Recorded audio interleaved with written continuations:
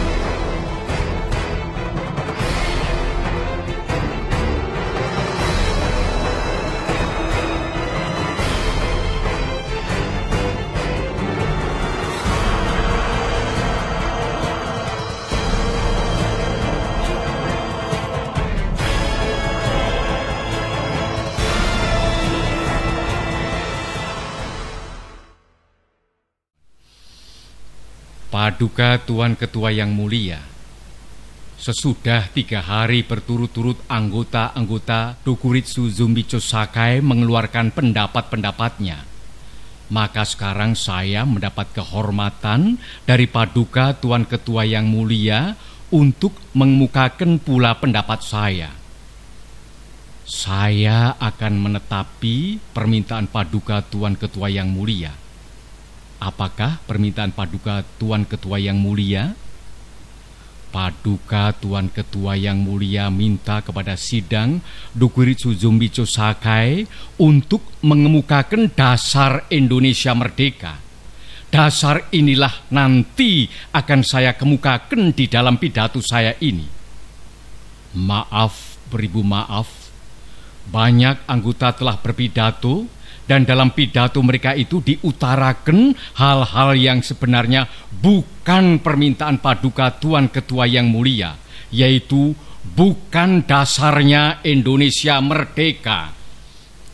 Menurut anggapan saya, yang diminta oleh Paduka Tuan Ketua yang mulia ialah dalam bahasa Belanda filosofi grondslag daripada Indonesia merdeka.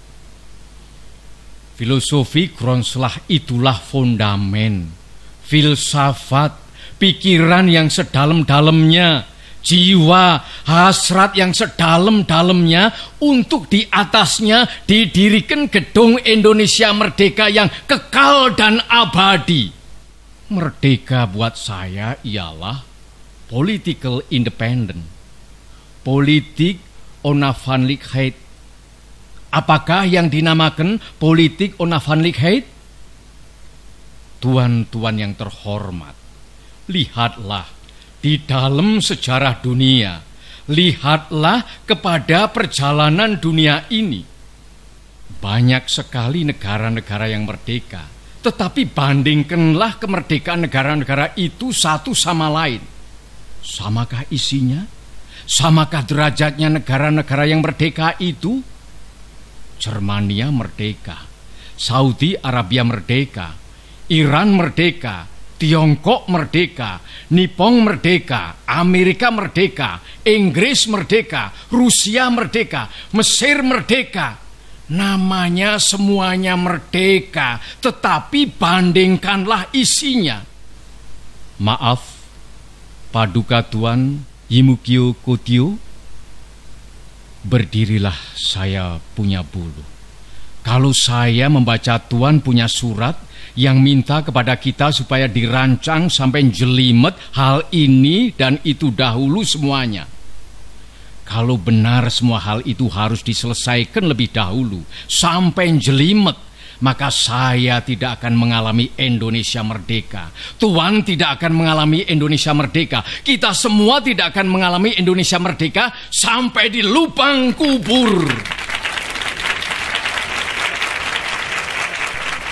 Saudara-saudara, apakah yang dinamakan merdeka? Di dalam tahun 33 saya menulis satu risalah. Risalah yang bernama Mencapai Indonesia Merdeka. Maka di dalam risalah tahun 33 itu telah saya katakan bahwa kemerdekaan, politik onafhankelijkheid, political independence tak lain dan tak bukan ialah satu jembatan emas. Saya katakan di dalam kitab itu bahwa di seberangnya jembatan itulah kita sempurnakan kita punya masyarakat. 2 miliun pemuda ini menyampaikan seruan pada saya. 2 miliun pemuda ini semua berhasrat Indonesia merdeka sekarang. Saudara-saudara, kenapa kita sebagai pemimpin rakyat yang mengetahui sejarah menjadi swarwihtoh, menjadi gentar? Padahal semboyan Indonesia Merdeka bukan sekarang saja kita siarkan. Berpuluh-puluh tahun yang lalu kita telah menyiarkan semboyan Indonesia Merdeka. Bahkan sejak tahun 1932 dengan nyata-nyata kita mempunyai semboyan Indonesia Merdeka sekarang. Bahkan 3 kali sekarang, yaitu Indonesia Merdeka sekarang.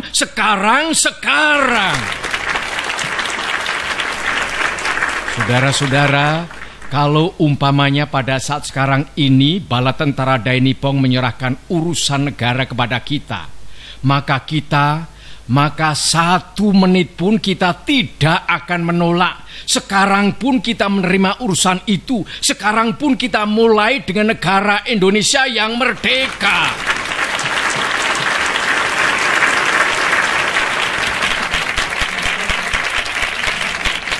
Saudara-saudara, tadi saya berkata ada perbedaan antara Soviet, Rusia, Saudi Arabia, Inggris, Amerika, dan lain-lain tentang isinya.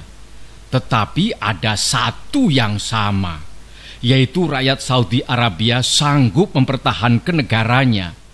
Kalau bangsa kita, Indonesia, walaupun dengan bambu runcing, saudara-saudara semua siap sedia mati mempertahankan tanah air kita Indonesia. Pada saat itu bangsa Indonesia adalah siap sedia masak untuk merdeka.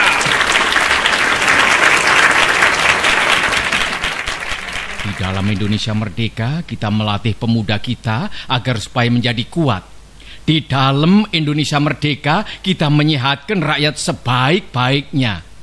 Inilah maksud saya dengan perkataan jembatan. Di seberang jembatan emas inilah baru kita leluasa menyusun masyarakat Indonesia merdeka yang gagah, kuat, sehat, kekal, dan abadi. Tuan-tuan sekalian, kita sekarang menghadapi satu saat yang maha penting. Tidakkah kita mengetahui sebagaimana telah diutarakan oleh berpuluh-puluh pembicara bahwa sebenarnya international law, hukum internasional menggampangkan pekerjaan kita untuk menyusun, mengadakan, mengakui satu negara yang merdeka. Tidak diadakan syarat yang neko-neko, yang jelimet. Tidak. Syaratnya sekadar bumi, rakyat, pemerintah yang teguh. Ini sudah cukup untuk internasional law. Cukup, saudara-saudara. Asal ada buminya, ada rakyatnya, ada pemerintahannya, kemudian diakui oleh salah satu negara yang lain yang merdeka. Inilah yang sudah bernama merdeka. Saudara-saudara, sesudah saya bicarakan tentang hal merdeka, maka sekarang saya bicarakan tentang hal dasar. Paduka Tuan Ketua yang mulia, saya mengerti apakah yang Paduka Tuan Ketua kehendaki. Paduka Tuan Ketua minta dasar, minta filosofi Grondslag, atau jikalau kita boleh memakai perkataan yang muluk-muluk, Paduka Tuan Ketua yang mulia meminta suatu Weltanschauung di atas mana kita mendirikan negara Indonesia itu. Kita melihat dalam dunia ini bahwa banyak negeri-negeri yang merdeka dan banyak di antara negeri-negeri yang merdeka itu berdiri di atas suatu Weltanschauung.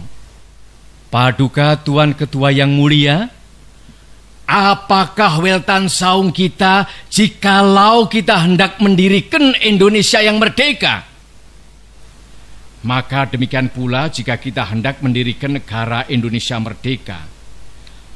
Paduka Tuan Ketua, timbullah pertanyaan, apakah Weltanschauung kita untuk mendirikan negara Indonesia merdeka di atasnya? Apakah nasional sosialisme? Apakah historis nasionalisme? Apakah Sanmincui sebagai dikatakan oleh Dr. Sun Yat-sen? Saudara-saudara sekalian, kita telah bersidang 3 hari lamanya. Banyak pikiran telah dikemukakan, macam-macam, tetapi alangkah benarnya perkataan Dr. Sukiman, perkataan Ki Bagus Hadikusumo, bahwa kita harus mencari persetujuan faham. Kita bersama-sama mencari persamaan filosofi Grundslag, mencari satu Weltanschauung yang kita semua setuju. Saya katakan lagi setuju. Apakah itu? Pertama-tama saudara-saudara saya bertanya, apakah kita hendak mendirikan Indonesia merdeka untuk sesuatu orang, untuk sesuatu golongan?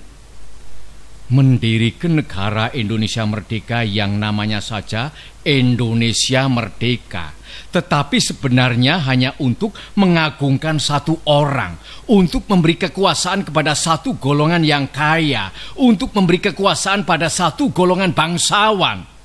Kita hendak mendirikan suatu negara semua buat semua, bukan buat satu orang, bukan buat satu golongan, baik golongan bangsawan maupun golongan yang kaya, tetapi semua buat semua.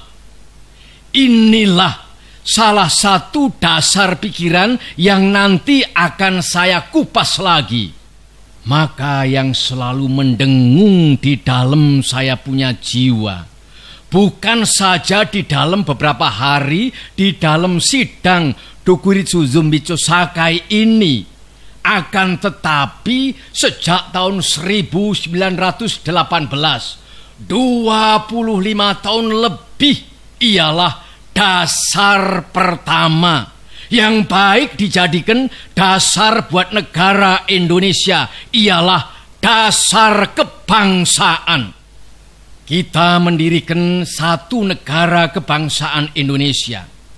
Saya katakan bahwa dasar pertama buat Indonesia ialah dasar kebangsaan. Itu bukan berarti satu kebangsaan dalam arti yang sempit, tetapi saya menghendaki satu national state. Apakah yang dinamakan bangsa? Apakah syaratnya bangsa? Definisi Otto Bauer pun sudah tua. Sebab tatkala Ernest Renan mengadakan definisinya itu, tatkala Otto Bauer mengadakan definisinya itu, tatkala itu belum timbul satu wetenschap baru, satu ilmu baru yang dinamakan geopolitik. Kemarin, kalau tidak salah, Saudara Ki Bagus Hadikusumo atau Tuan Munandar mengatakan tentang persatuan antara orang dan tempat. Persatuan antara orang dan tempat, tuan-tuan sekalian. Persatuan antara manusia dan tempatnya. Bangsa Indonesia ialah seluruh manusia-manusia yang menurut geopolitik yang telah ditentukan oleh Allah Subhanahu wa Ta'ala tinggal di kesatuannya semua pulau-pulau Indonesia dari ujung utara Sumatera sampai ke Irian. Seluruhnya yang telah menjadi satu, sekali lagi satu.